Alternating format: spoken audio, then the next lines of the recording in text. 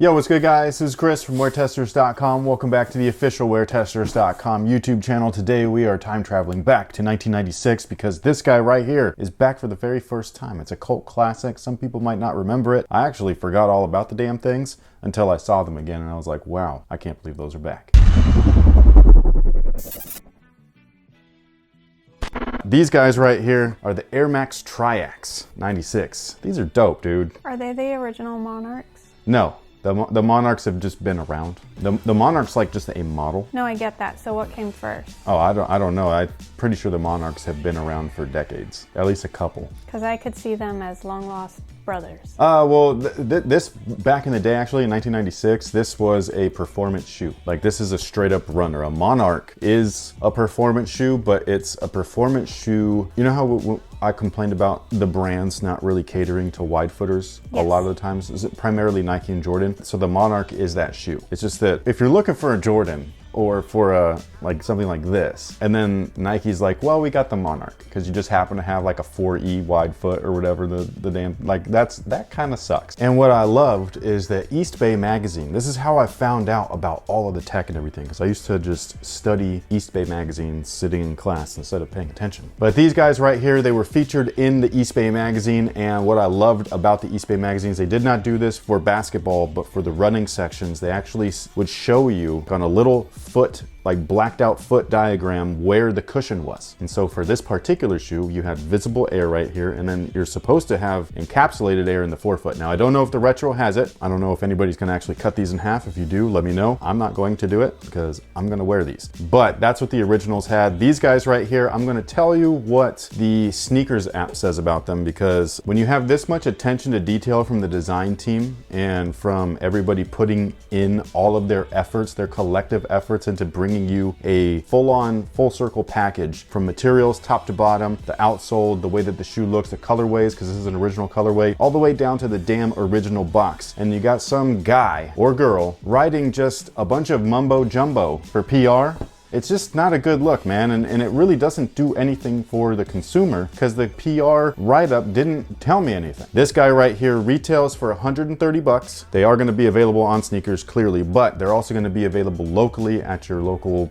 shops, your local mom and pops and all that stuff. I grabbed these from Phenom, so that's what I would recommend if you are in the Sacramento or Elk Grove area. They're gonna be available in this colorway as well as the white and blue ones. So go ahead, head over to Phenom. You can give them a phone order as well if they're not available in your area. They'll ship it right to you, no problem. But the retail price is $130. The original price was 89 bucks. It kind of sucks, but this is not a shoe that they just had molds lying around. It's not an Air Jordan 1 or whatever, however many retros there are, where they've got molds made. They had to literally recreate this shoe, and that costs a ton of money. So when you see a retro of a cult classic, it is kind of something special, at least for the first time. Now, if they release 50 billion of these, not so special. So the little description says, for the first time, a cult classic is emerging from the vault 23 years later, featuring the same iconic shape, materials, and visible air unit. This retro of the Air Max Triax 96 has all the simple details that runners fell in love with back in 1996. One of the Air Max Triax's original colorways, the sneaker's lightweight black mesh upper, is supported by red accents, along with smooth white leather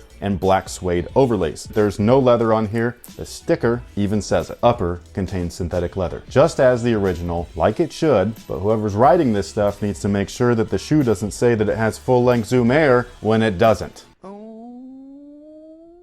So right here, this is the part where it really had me like, what the hell, like who wrote this? But it basically says in the mid-90s, oversized and full-length Air Maxes, like Air Max units, were trending. And it says, still, for a silhouette with a smaller unit. And I'm like, what? Like, trying to make you feel like that even though you're not buying an Air Max 98 or an Air Max 97 with full-length air, you're like, but this was still cool back in the day, trust us. And again, that makes me think that there is no forefoot air in these, because that should have been like a major point of emphasis. You can't see it, but it's in there. Maybe it's not anymore, I don't know. And again, the materials on these guys are just like they used to be, so if you were not a fan of 90s runners, I guess, then obviously stick with something else, like 130 for for what you're getting here is $130 for nostalgia and a remake. You're not getting $130 worth of materials. You'll get that from a New Balance, like a New Balance Retro, where they do use premium materials. Their molds are very simple. They have wedge soles. They're not trying to recreate all of this and like stick an air unit in there and all of that. So it's a little bit of a different thing, but if you're a stickler for materials, just letting you know, this is pretty much as basic as it gets, but it's very common for the time that it originally released. So the upper is primarily a mesh build, and then you have a lot of synthetic leather overlays. And then some of the stuff that you can't see, like right here, it's another black panel on top of the black mesh, and even on the back where you have that synthetic suede that is also known as felt.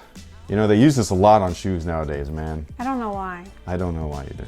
They have that old school smell to them. It doesn't smell like glue, it smells like 1996. An excellent year. It was an excellent year. Hold on, let me, is this what you guys do? Right?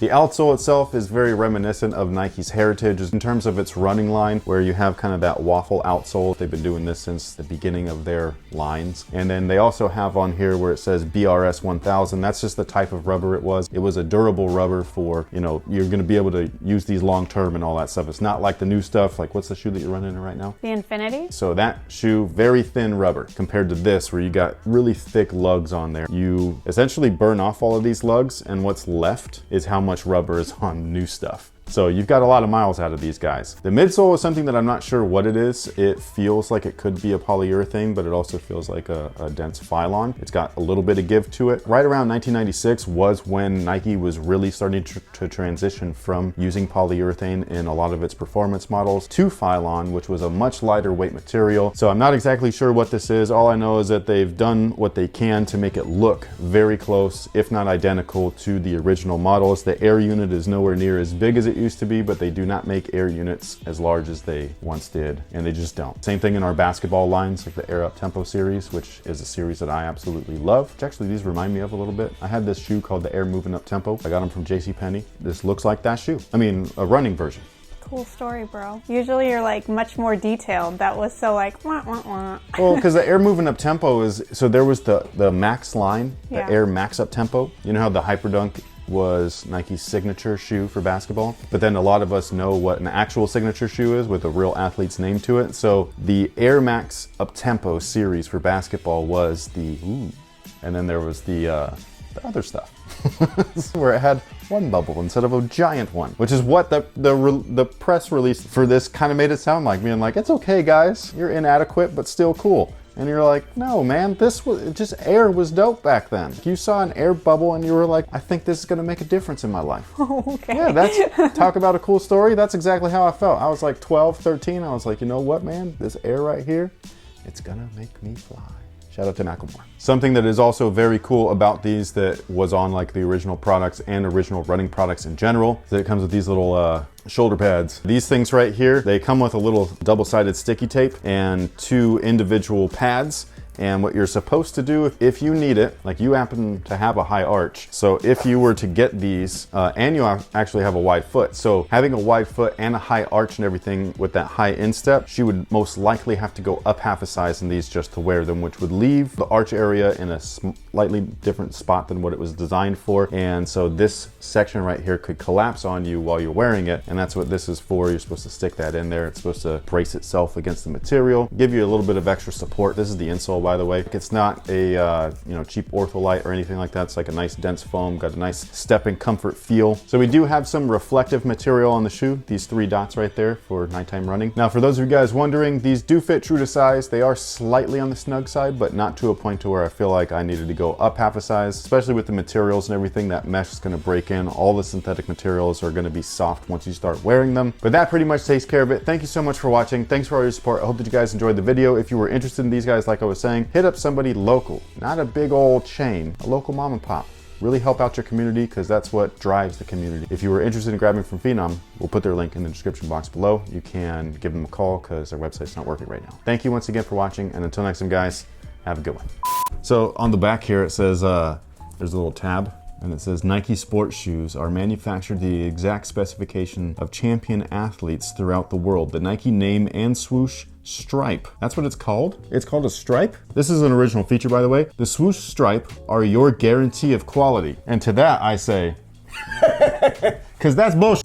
What happened to them? What happened to that? I will make you stick to it. I don't care if you don't watch the videos. I don't care if you don't see this product. I don't care if you don't pay us to do unboxings and all kinds of stuff, because we're not your product pushers. We're here to talk stories, tell the truth about your stuff. Yeah, y'all got some work to do, man. You guys are #1 in the world as far as sportswear is concerned and footwear. Y'all gotta stick to your shit, man. You can't just say stuff like that. Damn. Merry Christmas.